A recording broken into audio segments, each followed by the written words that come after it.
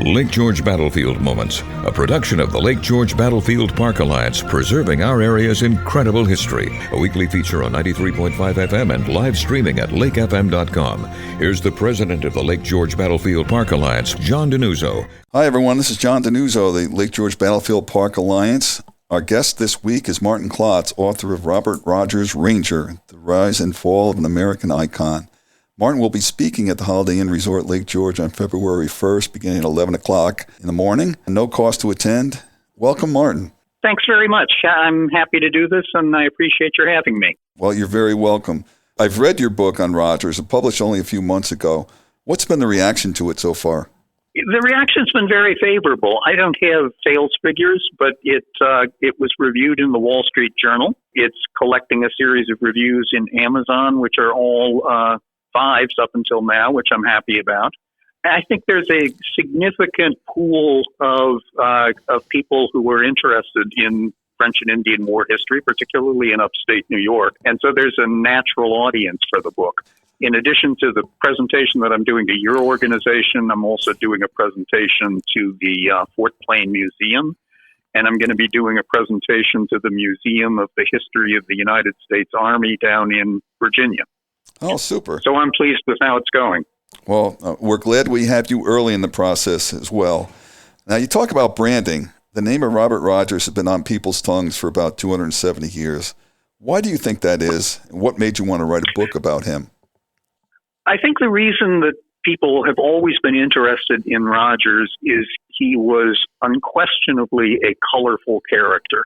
He's described in accounts at the time as being physically imposing. He was clearly a good storyteller. He had a sense of the media, and he was a bold and enterprising person. And particularly at the outset of the French and Indian War, where things were not going very well for the British, the colonial press was interested in local heroes, and Rogers made an obvious candidate. And then having established his reputation, those same characteristics made him interesting to subsequent historians over, an extended period of time. I was interested in Rogers and doing the book because I was aware of the long and sad decline that he went into after the French and Indian War. He had crushing debts and was in and out of debtor's prison. He was an alcoholic. He fought with the Loyalists during the Revolutionary War. And he lived his final 15 years in poverty and obscurity in London. And I was interested in reconciling these two sides of Rogers, the hero and the abject failure, and how they fit together. He's treated by the Army as the sort of spiritual father of special warfare and the Green Berets and the Navy SEAL. I think his role in that is exaggerated. I think most of the colonies were familiar with irregular warfare in their frontier regions, and the tactics that Rogers employed were necessary for war on the Lake George-Lake Champlain front, but were not particularly novel, and there were other colonial forces that were doing the same thing. I think Rogers more had a penchant for publicity than for really creative military tactics. It's a great read, and some history books are very difficult to get through. As a non-historian, I say that, but yours is not difficult at all. It's well footnoted, well referenced, but it doesn't read like a standard academic text. So I congratulate you on that, and I think others I've spoken with agree with that assessment. Well, thanks. I appreciate that a lot. That's what I was shooting for in writing it. Great. Well, you succeeded. Now, up here in Lake George, this area is loaded with the places associated with Rogers, especially Rogers Island in Fort Edward, Rogers Rock or Rogers Slide on Lake George, so forth. Do you have a particular favorite location that's associated with him? I've always been a big fan of forts. I like Fort William Henry in Lake George, the reconstruction of it. I visited it many years ago with my children, and I still have a musket ball that I got in the gift shop there that was said to have been collected from the premises. Now, Rogers himself did not have a lot of direct connection with Fort William Henry. He didn't fight in the battle in 1755 when Sir William Johnson defeated the French at the south end of Lake George. The fort then was still under construction. And he also was not present for Montcalm's capture of the fort in 1757, which he was off in Canada at the time. But there's another fort in the area that is connected with Rogers, and that's the one at Ticonderoga, because Rogers fought in two campaigns there in 1758 and 1759. And to me, it was really interesting going there and being able to visually see the different locations associated with those two campaigns. The other place I really enjoyed was the museum at Rogers Island in Fort Edward, which is the location where the Rangers were stationed for a period of about 3 years during the French and Indian War. But there's interesting archaeological work that group is doing, and that was a nice visit. Well, great. I know actually for the February 1st presentation, we have a lot of contingents from Rogers Island, from Fort William Henry, Fort Ty as well. So I think you'll meet a lot of people who are familiar with the areas that you just mentioned. Your book covers all Rogers' life in over 250 pages. Now, with all the research you did, I mean, you mentioned earlier that Rogers the soldier was not all his reputation had him be.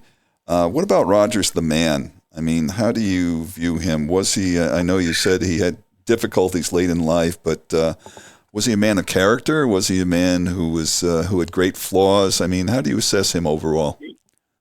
He, as a person, he was every bit as contradictory in my mind as he was as a military officer. He was clearly engaging, a great storyteller, fun to be around, and he was someone who the troops who served under him really liked. But there is a disturbing amount of evidence that he was viewed by many of his contemporaries as somebody who was dishonest and who routinely exaggerated his achievements. He was a compulsive gambler. He was terrible with money, and he was a terrible husband. His wife, from everything anybody can tell, must have had a miserable time of the years in which she was associated with Rogers, and she wound up divorcing him during the Revolutionary War. Do you have a favorite anecdote about Rogers from your book or from the research you did? Well, one of the ones that I like has to do with the period of time before Rogers became famous. Just before the French and Indian War, he participated in a counterfeiting ring in New Hampshire. And counterfeiting at the time was a capital offense that the colonial authorities took really seriously. So Rogers was arrested, and although he denied in a preliminary hearing any involvement in the counterfeiting, he was ordered to stand trial, but he was also released on bail until the trial could take place. After his release, one of the first things he did was sent a note to another participant in the counterfeiting ring, saying, in essence, for God's sake, do what you promised me, that is, destroy all the evidence of our counterfeiting, for why should an honest man like me be killed? He knew it was a capital offense. The police later raided the house of the other participant, and they caught him trying to swallow the note from Rogers, but they successfully grabbed it out of his mouth and preserved it. And that's a really striking example of pretty compelling evidence of guilt.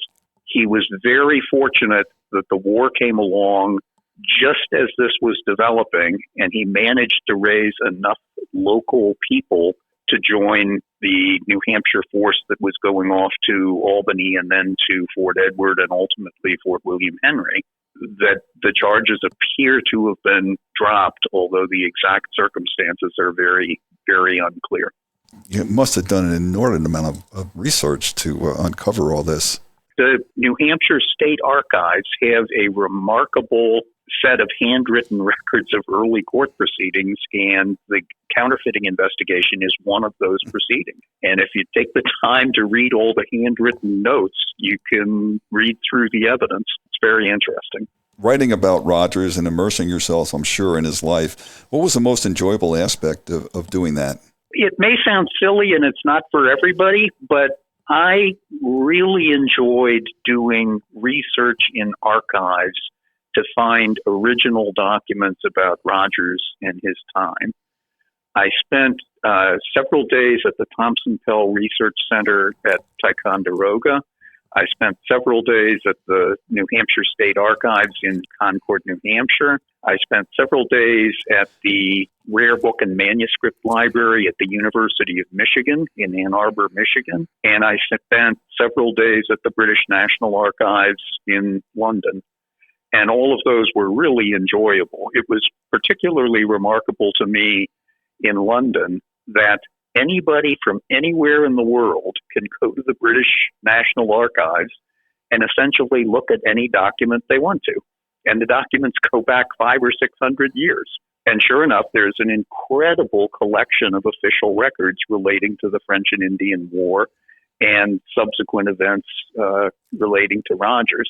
The particular research triumph that I am proud of is I think I'm probably the first biographer of Rogers to really have gotten to the bottom of his claim that the reason for his chronic indebtedness was that he spent large amounts of personal funds recruiting and equipping the Rangers and then never got reimbursed for any of it. And that set him down the path of being, chronically in debt. And it took a lot of work, but the claim is basically nonsensical, and it just isn't true. And I think I put that story together, and interestingly enough to me, some of the key documents for this are at the Thompson Pell Research Center in Ticonderoga, assembled by a descendant of Rogers who was working on a biography of him. And I don't think she appreciated at all the significance of the documents that she collected, but they were there. And that was really enjoyable. Martin Klotz, we thank you. The book is Robert Rogers Ranger, The Rise and Fall of an American Icon, available for sale at all your usual favorites online or in bookstores. Now, the Battlefield Park Alliance will host Martin Klotz at the Holiday Inn Resort Lake George on Saturday, February the 1st, starting at 11 a.m. No cost to attend. But we do ask you reserve your seat by emailing us at info@lakegeorgebattlefield.org. Martin's book will be available for purchase at a discount and signing by the author at this appearance. This presentation will also be video recorded and uploaded afterward on the Alliance's YouTube channel. Thank you, Martin Klotz. Thanks so much. Our website, lakegeorgebattlefield.org. Lake George Battlefield Moments, a production of the Lake George Battlefield Park Alliance, preserving our area's incredible history. For more on this topic, check out the Lake George Battlefield Alliance podcast, a weekly feature on Lake FM 93.5 FM and live streaming at lakefm.com. For more information, go to lakegeorgebattlefield.org and tune in every Saturday morning for Lake George Battlefield Moments.